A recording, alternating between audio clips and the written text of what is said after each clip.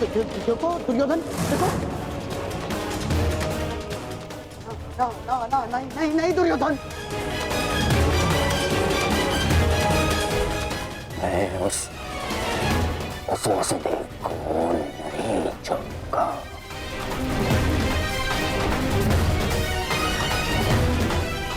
ना ना ना ना ना दुर्योधन, पांडवों को नहीं छोड़ूंगा। ये क्या कर रहे हो? क्या कर रहे हो तुम दुर्योधन? ईश्वर के लिए शांत हो जाओ। देखो कुछ नहीं होगा, मैं बता रहा हूँ, विश्वास रखो मुझ पर।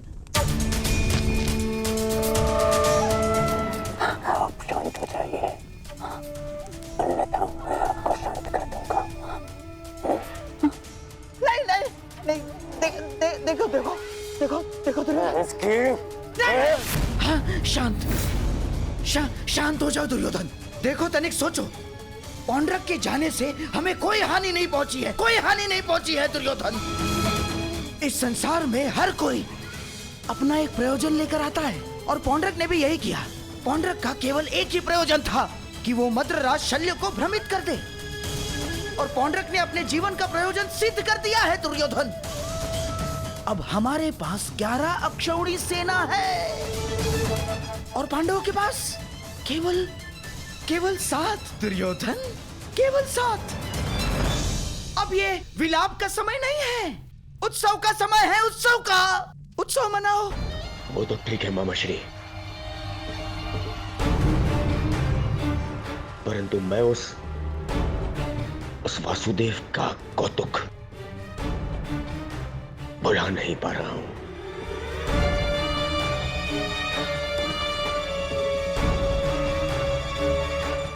हाँ हाँ, देखो सब ठीक हो जाएगा दुर्योधन। हाँ? तुम बैठो बैठो बैठो। अब ये सब कुछ छोड़ो ना दुर्योधन। देखो युद्ध में वो कृष्ण छलिया कुछ नहीं कर पाएगा। पूछो क्यों? तो निहत्था है वो। अब इस समय हमारा पक्ष सबल है, हमारा पक्ष, और पासा हमारे हाथ में है दुर्योधन, हमारे हाथ में। कैसा पासा? अब देखो, कल युद्ध के नियम निर्धारित किए जाएंगे। ऐसे नियम बनाऊंगा कि पांडव पक्ष आ जाएगा, और फिर वो छलिया कुछ नहीं कर पाएगा, वो छलिया।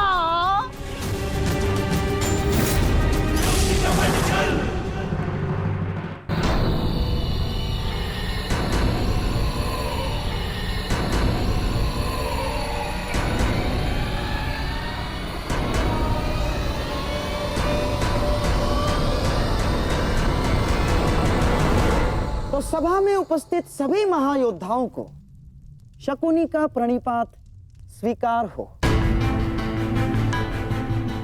जैसे कि हम सब जानते हैं कि हम सभी एक महायुद्ध में भाग लेने जा रहे हैं, परंतु बड़े खेद के साथ एक बात सूचित करना चाहूंगा इस सभा में। जैसे कि हम अर्थात कौरवों पर हमेशा से, सदा से लांछन लगते आ रहे हैं, आरोप लगते आ रहे हैं कि हम छल करते हैं, हम कुचक्र करते हैं, हम षड्यंत्र रचते हैं, है ना वासुदेव? चाहे वो युद्ध हो या द्यूत। इसीलिए आपके मन से वो भ्रम निकालने के लिए इस खुली सभा का आवाहन किया गया है। तो वासुदेव, क्या आपकी अनुमति है? एक चतुर गुरु जब गुरुकुल से कुछ समय के लिए बाहर जाए तो वो आश्रम के सबसे योग्य शिष्य को उसका उत्तरदायित्व कभी नहीं देता। वो आश्रम के सबसे नटखट शिष्य को ही इसका उत्तरदायित्व सौंपता है। क्योंकि जब बिलाव को माखन की रखवाली के लिए स्वयं बिठा दिया जाए तो किसका साहस कि वो माखन चुरा सके। अर्थात आपको भी अनुमति अवश्य है गांधार राज।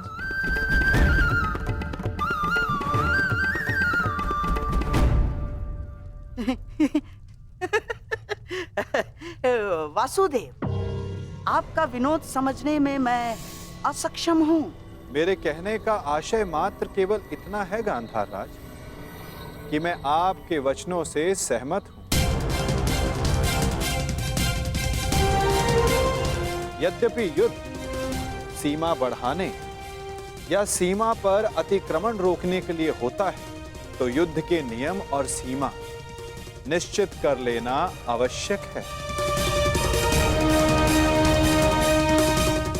क्योंकि यही नियम, यही सीमाएं इस युद्ध को धर्म युद्ध बनाएगी। तो ये बात आप सरल मार्ग से भी बता सकते थे वासुदेव। यदि आपका भाषण समाप्त हो गया तो हम युद्ध के नियमों पर चर्चा करें। वैसे भी हमारे और आपके पक्ष की सेना के अंतर को देखते हुए यह युद्ध केवल औपचारिकता मात्र रह गया है।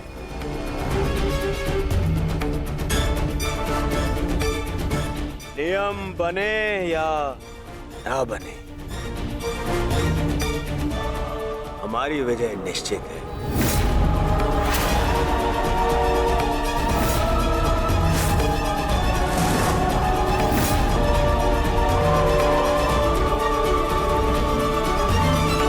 ना बने, हमारी विजय निश्चित है।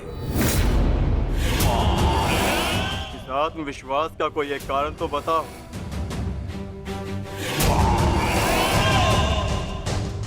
खाता दुर्योधन, मैं एक नहीं, दो नहीं, तीन कारण बताता हूं, जो समझ आए चुन लेना।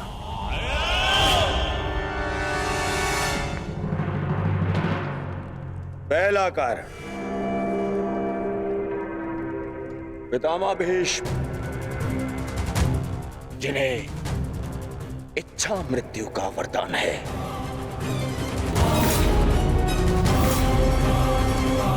दूसरा कारण,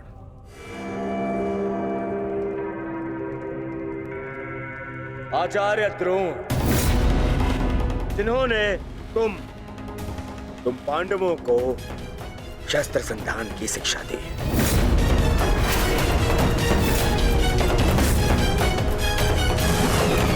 क्या इनके धनुष को काट सकने का समर्थ है तुम में से किसी के पास भी? इनका समर्थन भी मेरे पास में। तीसरा कारण,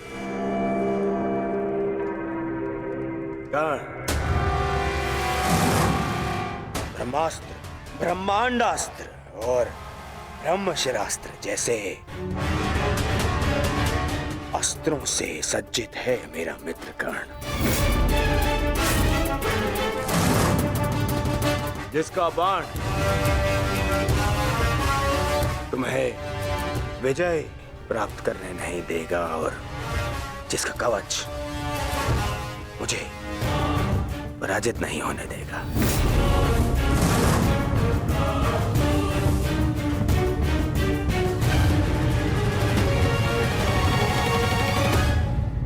इसके अतिरिक्त मोहम्मद शकुनी, जिनकी कूटनीति का तोड़ तुम में से किसी के पास नहीं है। हाँ मोहम्मद श्री,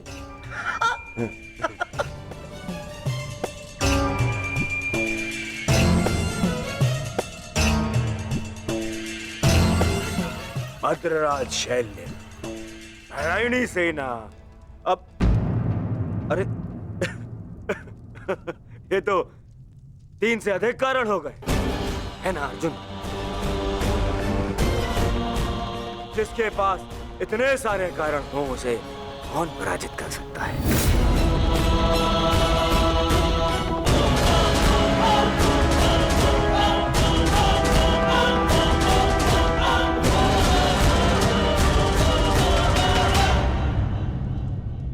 विजय और पराजय का निर्णय तो युद्ध के अंतिम दिन होगा हस्तिनापुर युवराज। नियम तो केवल युद्ध का मार्गदर्शन करते हैं। अंत में कौन कितनी सीमा में रहता है और किसे सीमा तोड़ने का दंड मिलेगा, ये तो समय ही बताएगा।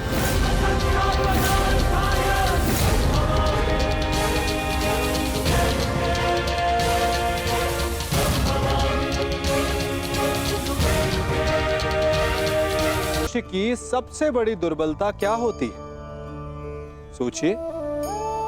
धन, प्रेम, अहंकार। मनुष्य की सबसे बड़ी दुर्बलता होती है उसके रहस्य। चाहे आप कितने भी शक्तिशाली क्यों ना हो, कितने भी प्रबल क्यों ना हो, परंतु उसके रहस्य उसके नाश की चाबी होती है।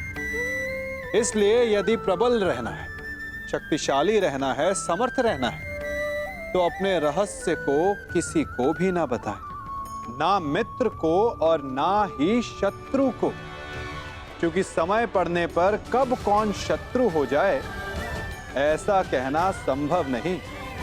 विभीषण को रावण के अमृत कुंड का ज्ञात था, इसीलिए प्रभु श्री राम रावण का वध करने में सफल हो सके। इसलिए उचित यही है कि आप अपने रहस्य को स्वयं तक ही सीमित रखें। विजय और पराजय का निर्णय तो युद्ध के अंतिम दिन होगा हस्तिनापुर युवराज। नियम तो केवल युद्ध का मार्गदर्शन करते हैं। अंत में कौन कितनी सीमा में रहता है और किसे सीमा तोड़ने का दंड मिलेगा, ये तो समय ही बताएगा। उचित है वासुद, परंतु मैंने जो कारण गिनवाए, क्या उसका उत्तर किसी के पास है?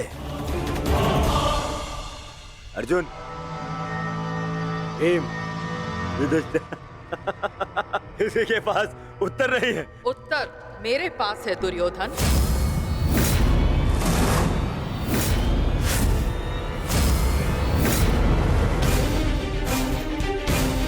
मैं नया जन्म लेके आऊंगी भीष्म, तुमसे प्रतिशोध पूर्ण करने।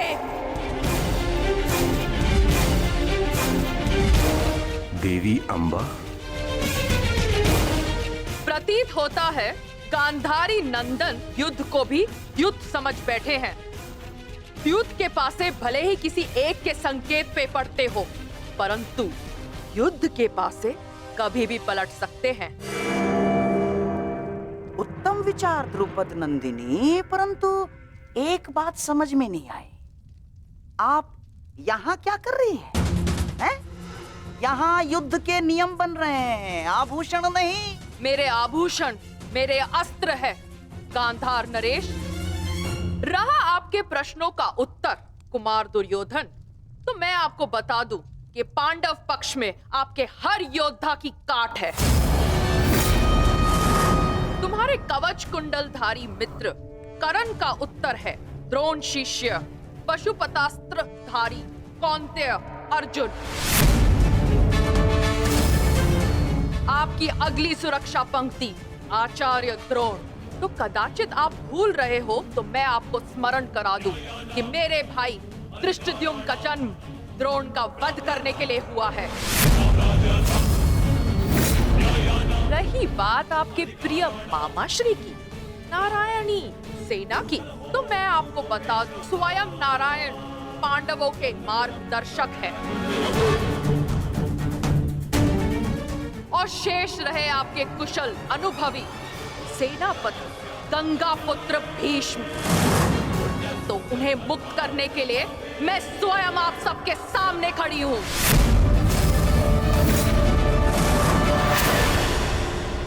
महाबली भीष्म को संसार भीषण से भीषण अपनी प्रतिज्ञा से जानते हैं, तो उन्हें यह प्रतिज्ञा भी निभानी होगी कि वो मेरे सामने शस्त्र नहीं उठाएंगे। तो कौरव दल स्वागत कीजिए पांडव पक्ष के सेनापति वीरांगना शिखंडिनी का। अद्भुत पांचाल कुमारी, अद्भुत। परंतु यह समय युद्ध की ललकार देने का नहीं है। यहां हम युद्ध के नियम निर्धारित करने के लिए बैठे हुए हैं, इसीलिए आप अपना स्थान ग्रहण करें। तो अब बिना किसी विलंब के युद्ध के नियम निर्धारित करने के लिए चर्चा की जाए। जैसे कि कुरुकुल की रीति रही है कि सदैव सबको समान अवसर दिया जाए, इसीलिए युद्ध के नियम निर्धारित करने के लिए भी हम कौरवों की तरफ से सभी उपस्थित महायोद्धाओं को नियमों का सुझाव देने का समान अवसर दिया जाएगा।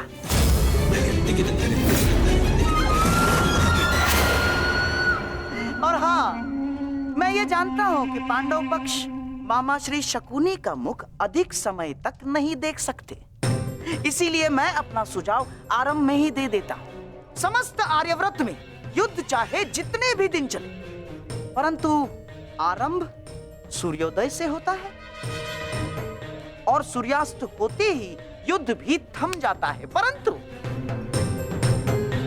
परंतु इस बार नियम में एक छोटा सा परिवर्तन होगा। सूर्यास्त के पश्चात भी युद्ध पर विराम नहीं लगेगा। तब तक जब तक अंधकार इतना सघन न हो जाए कि योद्धाओं को मशाल के प्रकाश में भी कुछ दिखाई न दे।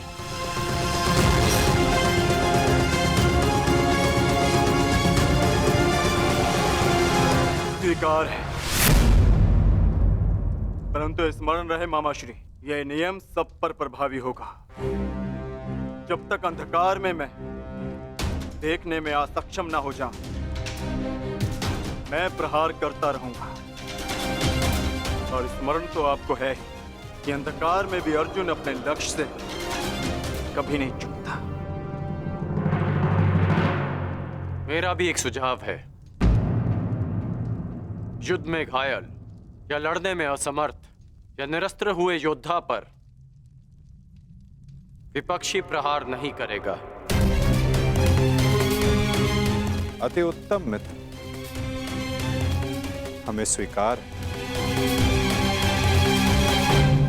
अद्भुत अंगराज, आपका न्याय दर्शन तो सराहनीय है। हमें आपका ये नियम स्वीकार है। समान पद वाले योद्धा समान पद के योद्धाओं से द्वंद्व करेंगे। रथी रथी से द्वंद्व करेंगे, महारथी महारथी से द्वंद्व करेंगे, अश्वरोही से अश्वरोही द्वंद्व करेंगे और गजरोही से गजरोही द्वंद्व करेंगे। एक योद्धा केवल एक योद्धा से युद्ध करेगा। गुट बनाकर कोई भी किसी एक पर आक्रमण नहीं करेगा। किसी के पीठ पीछे कोई प्रहार नहीं करेगा।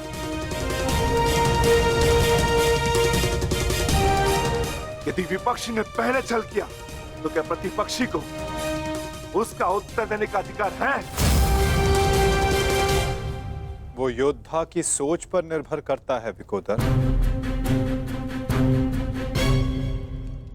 एक महत्वपूर्ण नियम, इस युद्ध में वही योद्धा एक दूसरे का सामना कर सकता है जिसके पास समान रूप से अस्त्र, शस्त्र और शक्ति होगी। दुर्बल पर प्रहार करना निषेध होगा। और इस युद्ध में गदाधारी गदा युद्ध के नियम से और धनुर्धर धनुर्शस्त्र के युद्ध से युद्ध करेंगे। और सबसे महत्वपूर्ण नियम, इस युद्ध में किसी भी प्रकार का छल, कुचक या षड्यंत्र नहीं होगा। स्मरण रहे। हमें स्वीकार है।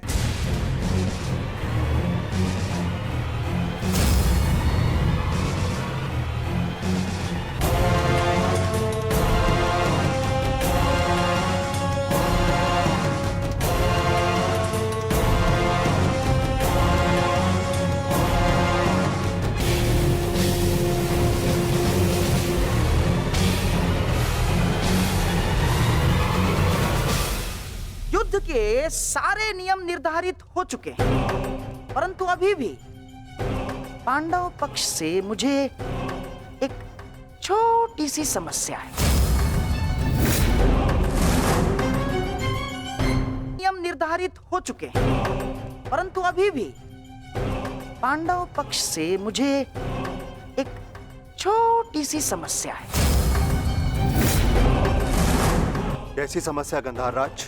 धर्मराज ना, अर्थात ये युद्ध समान पद, बल, शक्ति और हम पुरुषों के मध्य हो रहा है, तो आपके दल में एक स्त्री क्या कर रही है?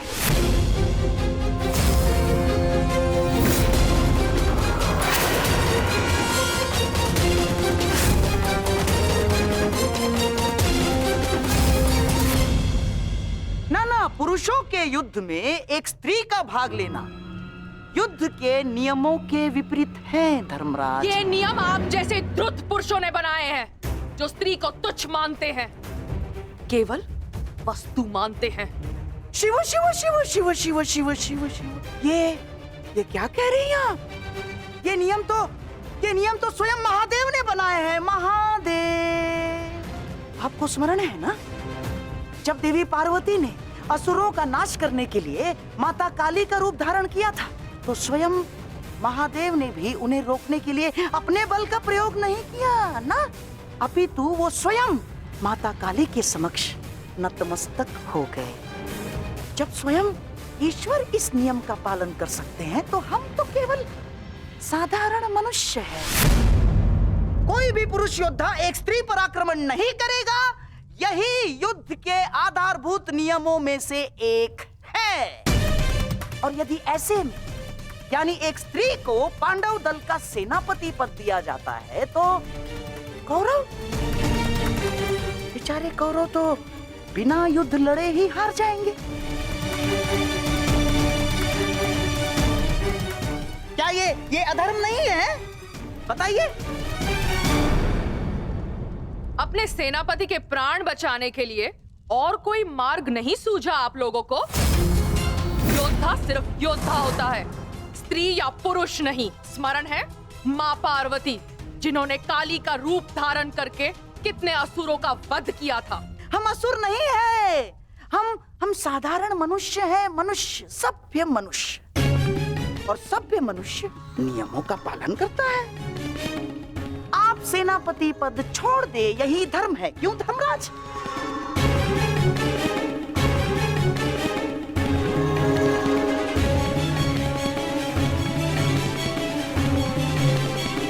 हाँ, तो सबके समक्ष युद्ध के सभी नियम निर्धारित हो चुके हैं। हाँ, परंतु अभी भी किसी के मन में शंका कुशंका हो तो यहाँ अपने विचार प्रकट कर सकते हैं।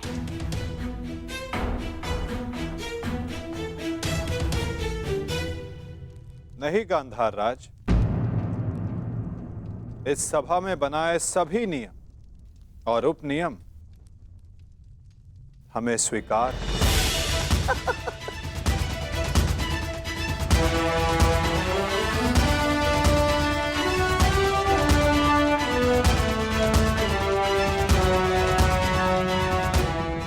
प्रणिपात। प्रणिपात।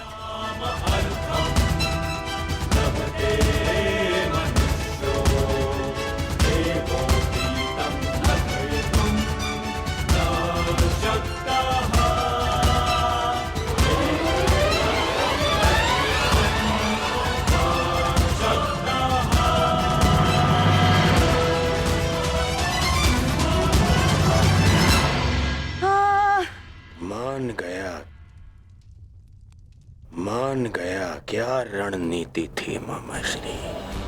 आपकी रणनीति को मैं मान गया मामाश्री। आपकी रणनीति का उत्तर तो आज कृष्ण के पास भी नहीं था। पूरी युद्ध की व्यूहरचना ही बदल दी आपने साधु। साधु।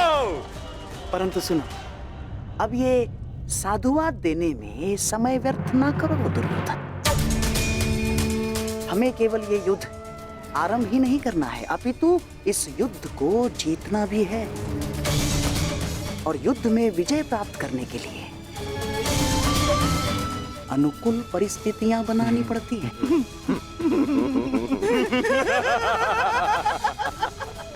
बहुत चतुर बन रहे थे ये पांडव, बहुत चतुर। परंतु अब इन्हें ज्ञात हो गया होगा कि इनकी हार निश्चित है। हमने जो चाहा वही हुआ है दुर्योधन।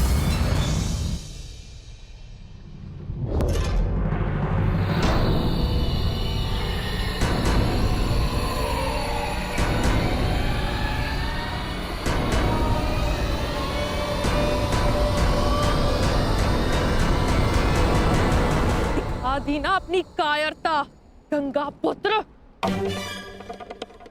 फिर से मौन रहकर तुमने अपने इच्छा मृत्यु के वरदान को लंबा कर दिया।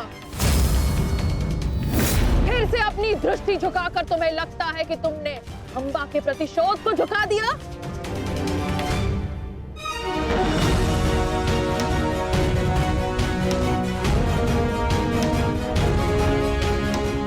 आज सिद्ध कर दिया तुमने कि जब अपने प्राणों का प्रश्न आएगा तो गंगा का बेटा भी अधर्म का मार्ग चुन सकता है। ये आशा तो माँ गंगा को भी आपसे ना होगी। ना मैंने नियम बनाए हैं, ना मैं कायर हूं, और ना ही अधर्म के मार्ग पर।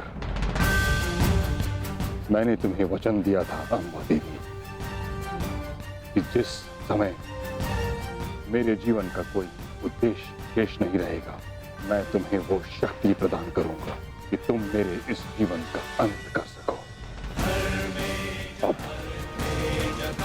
वो समय आ गया है।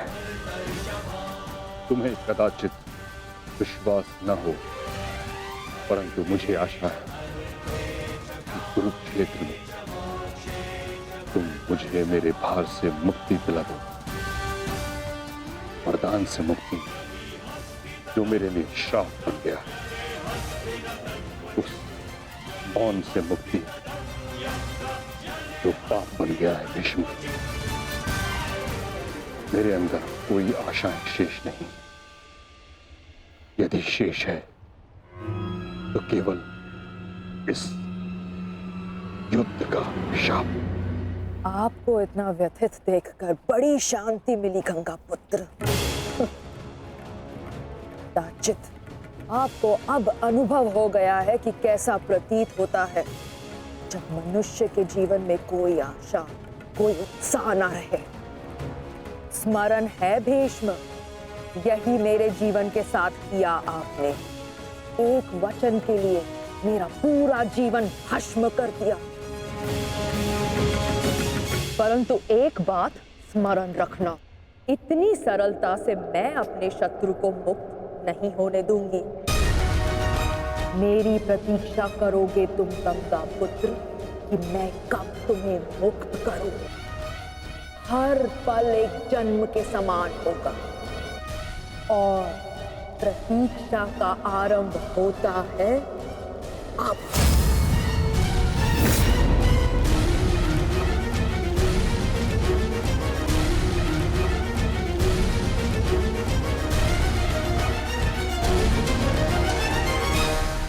मैं उन्हें नहीं छोड़ूंगा जेस। उन्होंने हमारे साथ छल किया है।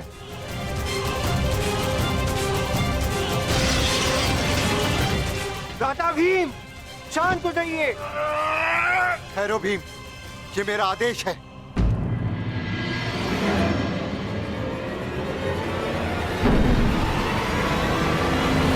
क्रोध केवल तुम्हें नहीं आ रहा है, रक्त हम सबको उबल रहा है।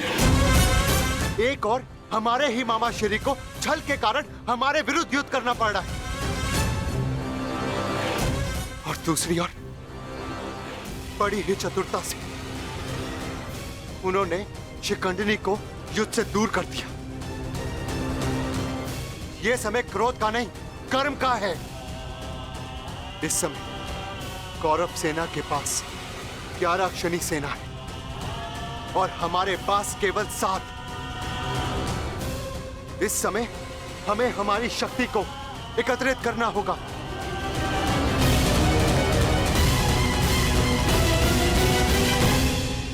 वासुदेव, क्या हम कभी भी कौरवों से न्याय की आशा नहीं रख सकते?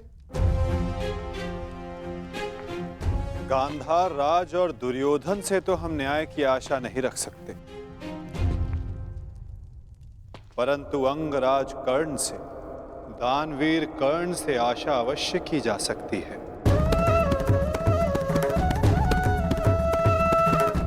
कि वो युद्ध में न्याय का पालन करेंगे, अपने वचन दान का मान रखेंगे।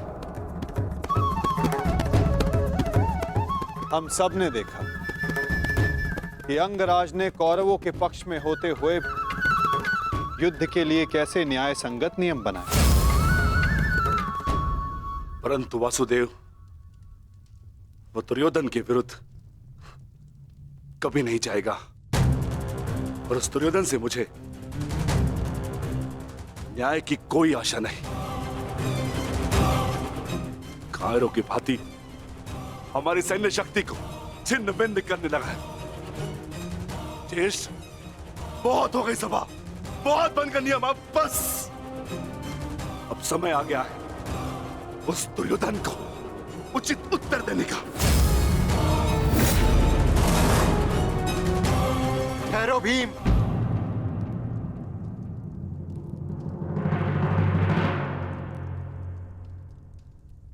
युद्ध का समय अभी नहीं हुआ है अनुज।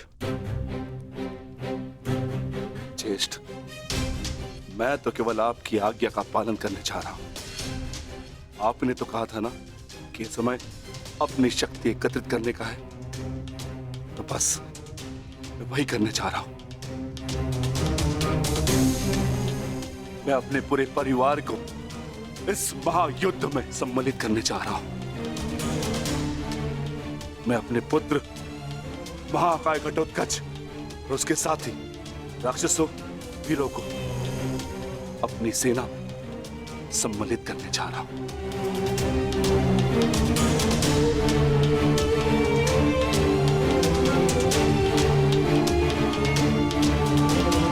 तुम उचित कह रहे हो अनुज। तुम्हें शीघ्र अतिशीघ्र यहां से प्रस्थान करना चाहिए।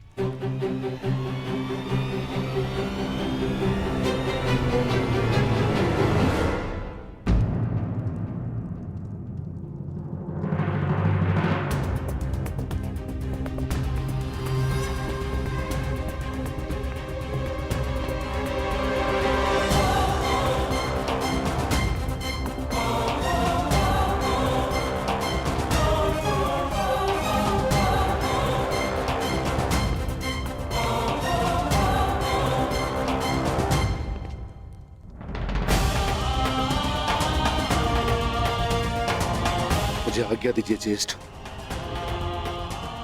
मैं प्रस्थान कर रहा हूं।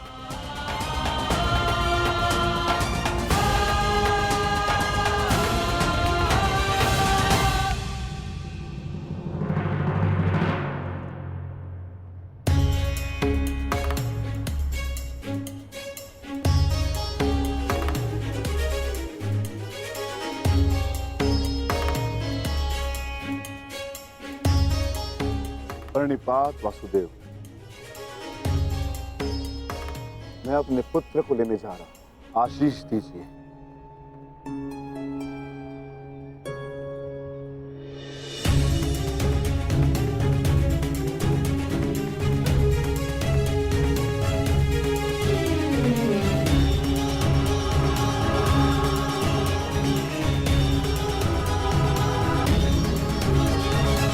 क्या हुआ माता? आप अचानक बाहर क्यों आ गए? और आप इतने विचलित क्यों? मैं विचलित नहीं हूं पार्थ, बस तनिक अशांत हूं। अशांत? मैं समझा नहीं माता। युद्ध होता ही ऐसा है पार्थ, जो मन को अशांत कर दे।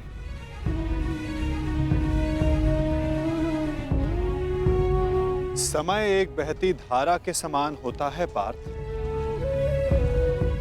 धारा का स्वर हमारे मन को आनंदित करता है, परंतु ये आवश्यक नहीं कि उस धारा का स्वर सदैव हमारे मन को आनंदित ही करे, उसे विचलित ना करे। फिर ये विचलन क्यों माता?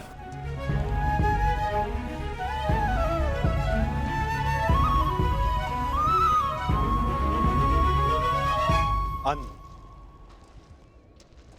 सागर में जब तरंग उठती है तो वो उत्साह से भरी होती है पार्थ, और जब वही तरंग गिरकर अपना अस्तित्व खो बैठती है तब मन विचलित हो जाता है कि कदाचित वो तरंग और ऊंचा जा सकती थी, कदाचित उसका प्रारब्ध कुछ और हो सकता था।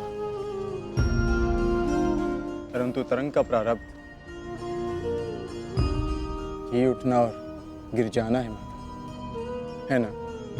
तो फिर इसमें अशांत और विचलित होने की क्या बात है?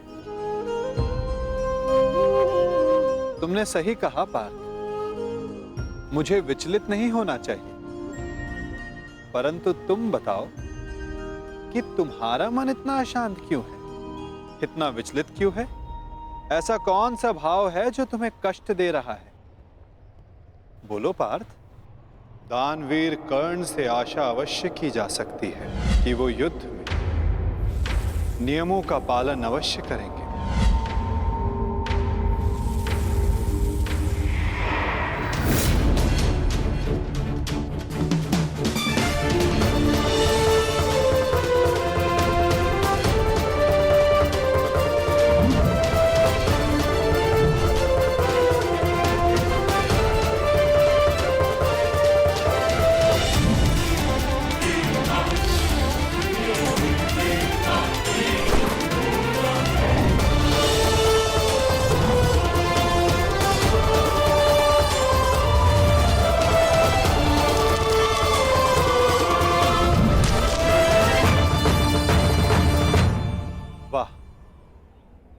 कितना अद्भुत धनुधर है ये।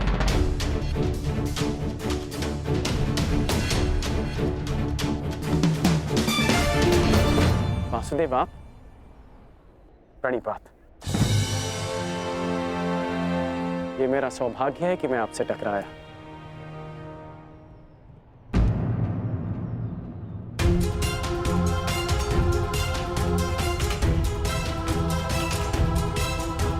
सौभाग्य और दुर्भाग्य के लिए धन्यवाद और तानों का पात्र समय होता है अंगराज, मनुष्य नहीं। उचित परिस्थिति में उचित समय पर उचित मनुष्य से मिल जाना सौभाग्य होता है, और अनुचित परिस्थिति में उचित मनुष्य से मिलना दुर्भाग्य होता है कर्ण। आपका टकराना तो उचित ही होता है वासुदेव, इसलिए यह सौभाग्य होता है। आज्ञा दीजिए। प्रणिपात।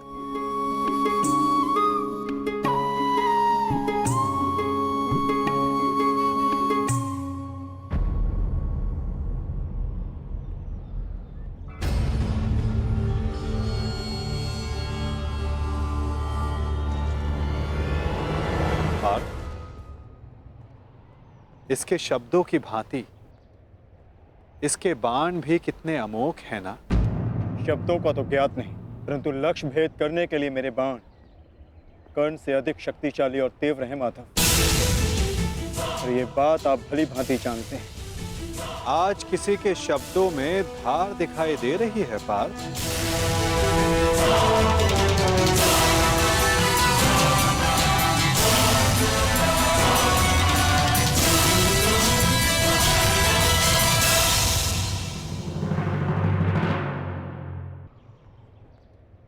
इसके शब्दों की भांति इसके बाण भी कितने अमोघ हैं ना। शब्दों का तो ज्ञात नहीं, परंतु लक्ष्य भेद करने के लिए मेरे बाण कर्ण से अधिक शक्तिशाली और तीव्र हैं माधव, और ये बात आप भली भांति जानते हैं। आज किसी के शब्दों में धार दिखाई दे रही है पार्थ।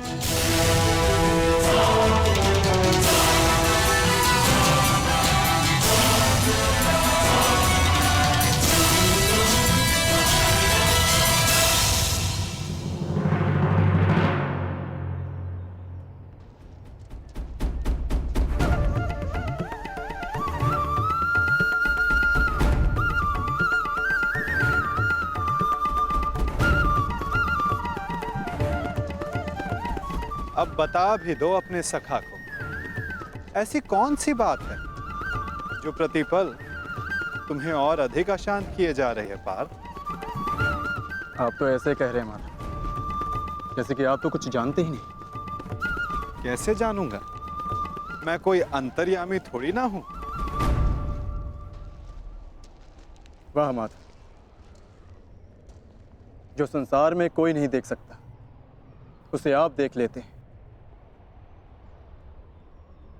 जो सबके समक्ष है उससे अनजान होने का अभिनय करते हैं।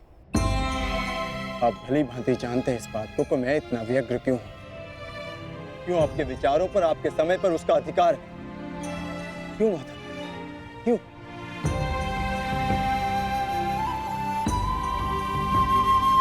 प्रशंसा उसकी की जाती है पार्थ जो प्रशंसा के योग्य होता है। महत्व उसे दिया जाता है जो महान होता है। और समय उसे दिया जाता है जो स्वयं समय को परिवर्तित करने की शक्ति रखता हो। और मैं क्या, कर्ण की कुशलता और लगन को देखकर उस पर कोई भी मोहित हो सकता है। ऐसा कोई नहीं जो कर्ण की कुशलता को अनदेखा कर सके। केवल उनके जो उसके प्रति ईर्ष्या रखते हैं। बस माता, रुक जाइए।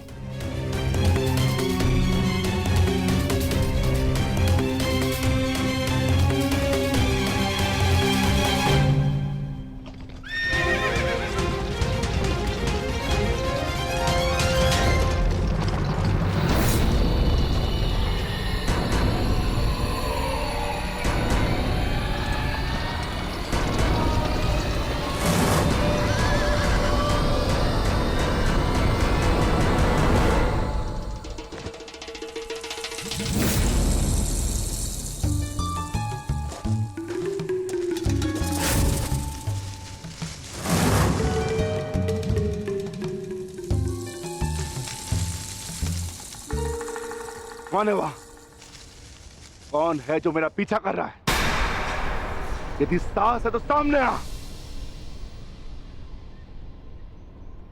आपको लगता है कि मुझे कर्ण से ईर्ष्या है, परंतु मुझे कर्ण से ईर्ष्या क्यों होगी माता?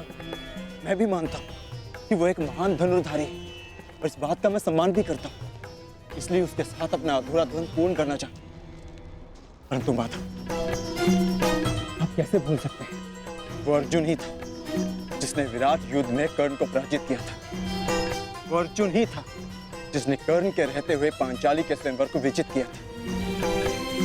मैं स्वीकार करता हूं कि कर्ण एक महान योद्धा है, धनुर्धारी, परंतु मुझे आज तक उसमें कोई अद्भुत बात नहीं दिखी।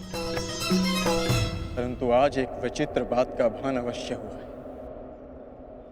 कि आपके हृदय में अर्जुन से अधिक कर्ण बसता है।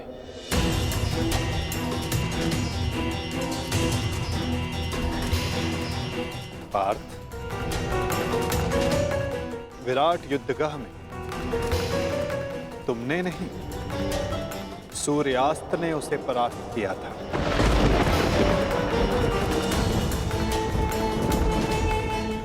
पांचाली के स्वयंवर एक सूत के प्रति क्षत्रियों के दीर्घाह ने जीता।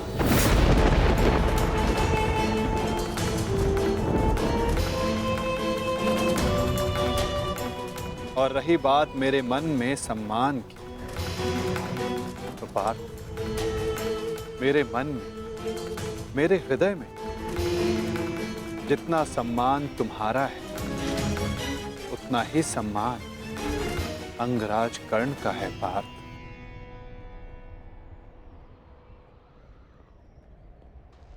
जलधारा की शक्ति का अनुमान उसकी सतह को देखकर नहीं लगाया जा सकता पार्थ।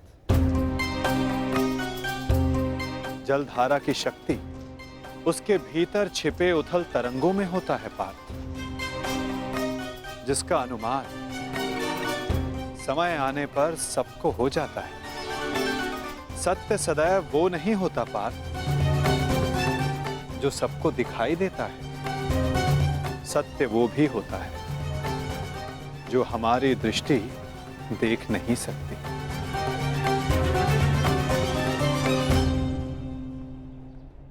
और बहुत शीघ्र तुम्हें उसका अनुमान भी हो जाएगा।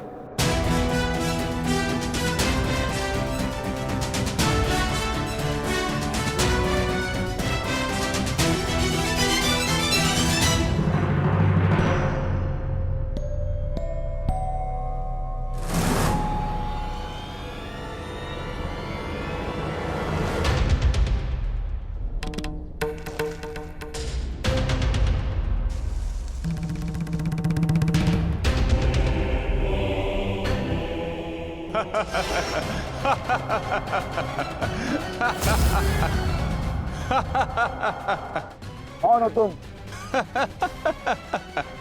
तुम्हें अनुमान भी है? किस पर हंस रहे हो? जानते हो मैं कौन हूं? तो मेरा नाम क्या है? बता दीजिए ना भद्र। आपका रूप देखकर तो भय लगता नहीं, कदाचित आपका नाम इतना भयंकर हो जिसे सुनकर मेरी हंसी चली जाए। तुम जानते हो मैं कौन हूं? यदि मैंने अपना परिचय दे दिया तो तुम श्वास भी नहीं ले पाओगे। और यदि मैंने आपके कर्मों का दंड दे दिया तो आप अपना नाम भी भूल जाएंगे भद्र।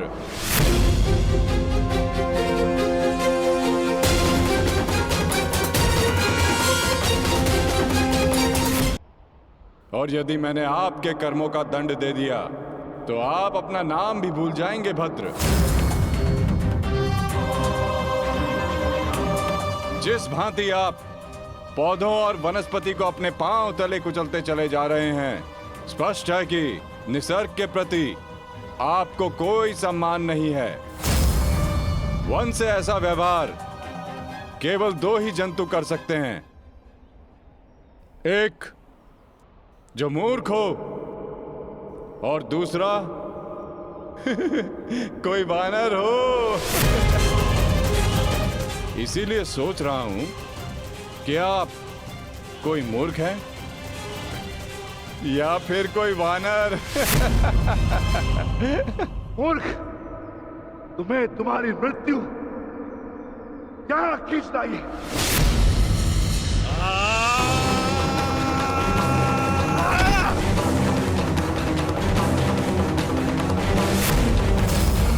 बड़ा चतुर बनता है।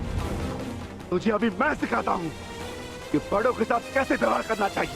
कुछ भी सीखने के लिए मैं सदा प्रस्तुत हूं भद्र। आगे बढ़िए।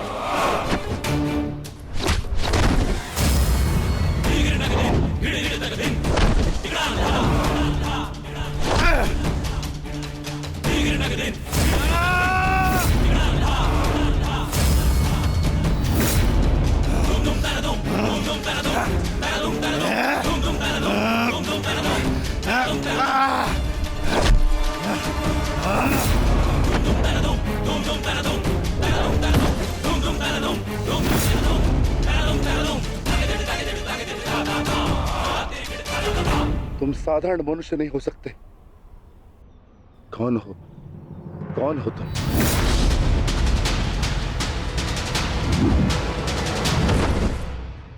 कहा था ना, अपना परिचय देना भूल जाओगे। अब सुनो मेरा परिचय। मैं हूं बर्बरीक, घटोत्कच पुत्र बर्बरीक।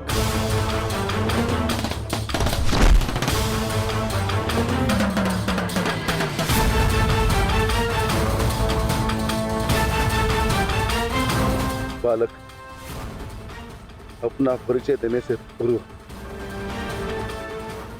मेरा नाम तो जान लेते।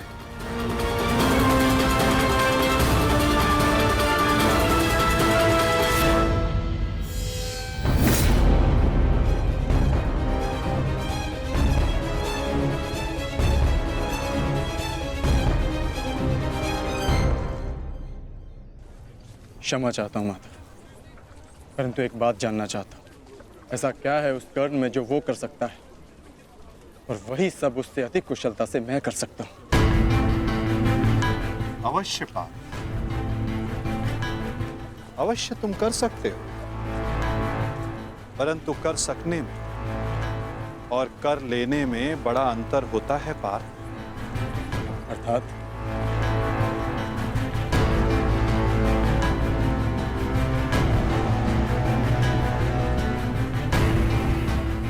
शब्द और अर्थ के फेर में मत पड़ो पार्थ, उससे कोई लाभ नहीं होता। नहीं माधव, लाभ है। बहुत गुणगान सुन लिया कर्ण का। आज तक मैंने आपकी हर बात आंख मूंद कर मानी है, परंतु आज मुझे साक्ष्य चाहिए, प्रमाण चाहिए कि कर्ण श्रेष्ठ क्यों है। तुम्हें पूर्ण विश्वास है पार्थ कि तुम प्रमाण पाना चाहते हो? हाँ माधव। ठीक है अर्जुन, मैं तुम्हें सिद्ध करके दिखाता हूं। कदाचित उसके पश्चात तुम्हें विश्वास हो जाए। यदि फिर भी विश्वास ना हुआ तो?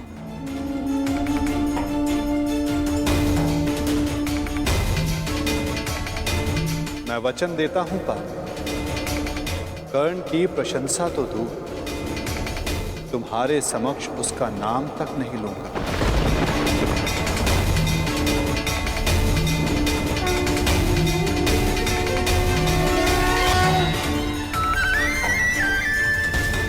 उन दो पर्वतों को देख सकते हो पार्थ?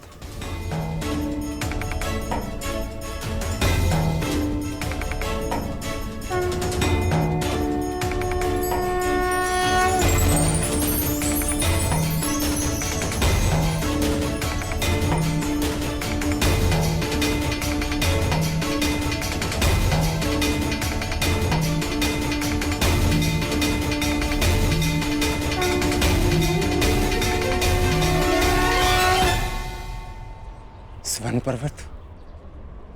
हाँ पार्थ, अब ये दोनों पर्वत स्वर्ण में परिवर्तित हो चुके हैं।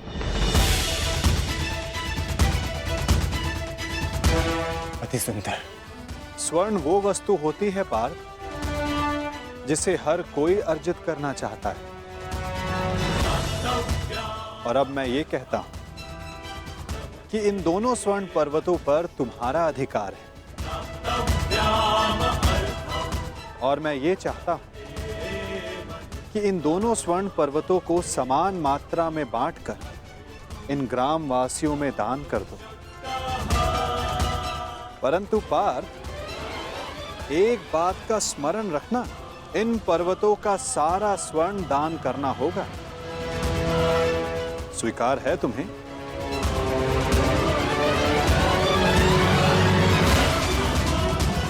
मुझे स्वीकार। आज्ञा दीजिए मां। ग्रामवासियों,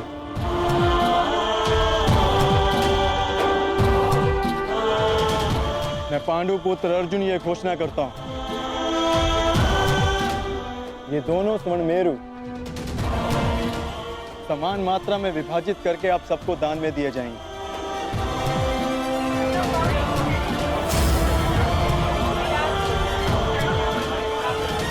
इसलिए आप एक पंक्ति में खड़े हो जाएं और अपना अपना भाग लेकर आगे जाएं, और विश्वास रखिए सबको समान मात्रा में स्वर्ण मिलेगा। पांडुपुत्र अर्जुन के, पांडुपुत्र अर्जुन के, पांडुपुत्र अर्जुन के।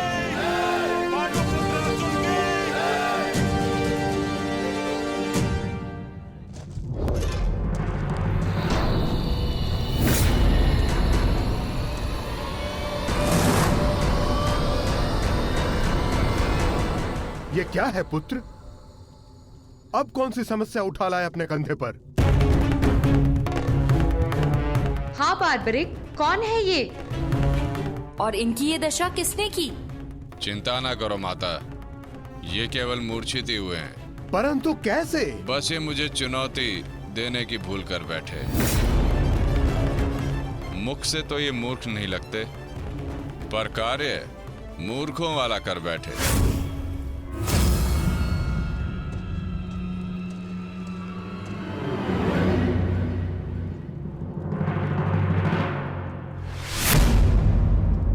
पिताश्री! पिताश्री! पिताश्री! पिताश्री! पिताश्री! मारवी, पानी लेके आओ। क्या हुआ पिताश्री? क्या हुआ? ये क्या अनर्थ कर डाला तुमने? तुम्हें पता भी है ये कौन है? ये पिताश्री है मेरे, तुम्हारे पितामह मध्य पांडव महाबली भीम है ये, जिनका सम्मान करना चाहिए उन पर प्रहार कर उनको अपमानित कर दिया। लज्जा आती है मुझे कि तुम मेरे पुत्र हो। हाँ, जो तुमने किया वो मूर्खता नहीं, पाप है।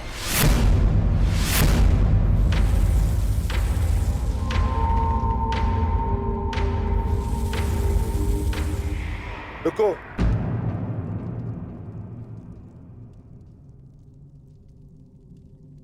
पिताश्री, मैं अपने मूर्ख पुत्र की ओर से क्षमा मांगता हूं। क्या ये मेरा पौत्र है? प्राणिपात पितामह, अपनी उद्दंडता पर मैं लज्जित हूं।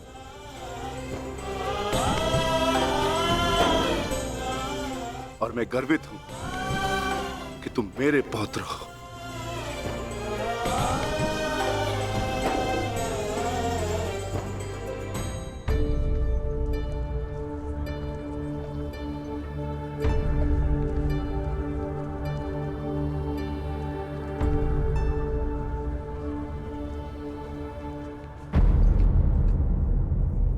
जिस भीम को जरासन भी परास्त नहीं कर पाया, उसे धूल चटाकर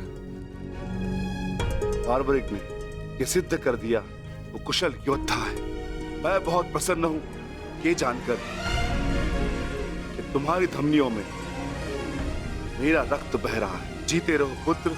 आज बहुत समय के पश्चात तुमसे द्वंद्व करके मुझे बहुत आनंद आ गया।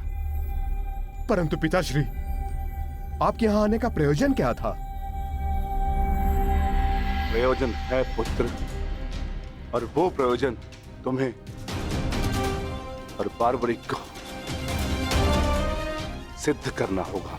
आदेश दीजिए पिताश्री।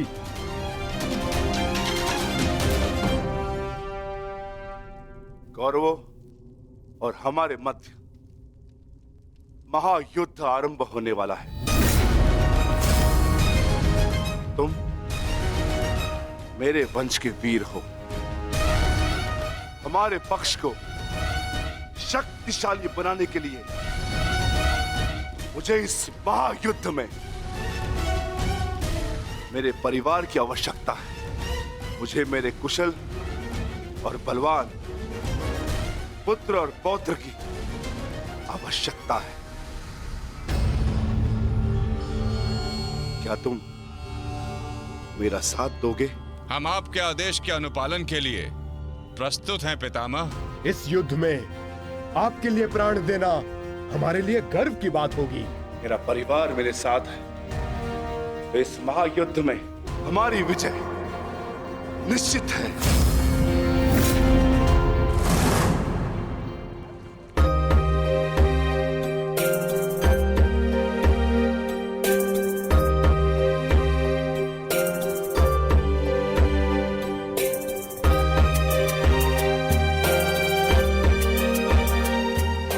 ये लोग तो पहले भी अपने भाग का स्वर्ण ले चुके हैं।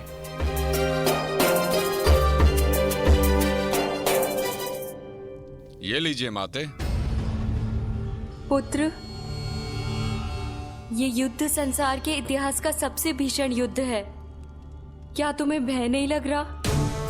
माते, क्या आपको अपने पुत्र पर विश्वास नहीं है? मैं एक योद्धा हूँ और मेरा जन्म एक दैत्य परिवार में हुआ है। युद्ध से भयभीत होना न एक योद्धा का धर्म है और न ही दैत्य का गुण। आपके पुत्र का कौशल युद्ध में निसंदेह महत्वपूर्ण साबित होगा। मैं नहीं जानता कि कौन उचित है और कौन अनुचित, कौन दोषी और कौन पीड़ित। मैं युद्ध लड़ूंगा तो केवल न्याय के लिए। अपने रण कौशल, प्रतिभा और साहस से सबको आश्चर्यचकित कर देगा आपका पुत्र। मुझे तुम पर गर्व है पुत्र।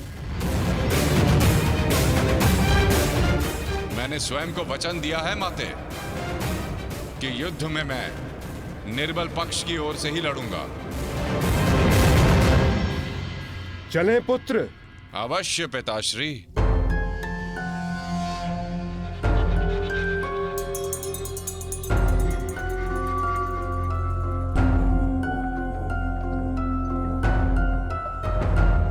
रुक जाइए, थोड़ा विश्राम करते हैं।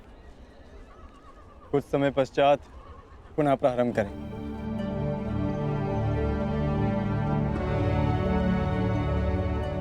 क्षमा चाहता हूँ माधव, परंतु मैं ये जानना चाहता हूँ कि आपकी ये परीक्षा कब समाप्त होगी। अभी तक तो मैं आधा पर्वत भी नहीं बांध पाया और थकान सा अनुभव कर रहा हूँ। पार्थ, अभी तो तुम्हारी परीक्षा का आरंभ हुआ है और तुम इतना शीघ्र थक गए। थक तो मैं गया ही हूँ माधव, परंतु पराजय स्वीकार नहीं करूंगा। क्षमा चाहता हूँ माधव, परंतु अभी तक मुझे आपकी इस परीक्षा में आपका उद्देश्य समझ नहीं आया। ठीक है पार्थ, मैं तुम्हें अपना उद्देश्य बताता हूँ।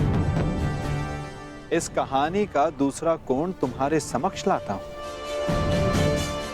अब तुम्हें स्वर्ण नहीं बांटना है, बस यहां खड़े रहकर जो कुछ भी घटित होगा उसका साक्षी बनना है।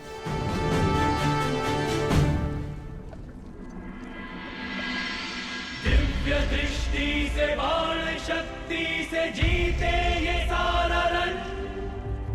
शांत चित धरे, आत्मबल भरे, जीते हर बार अगर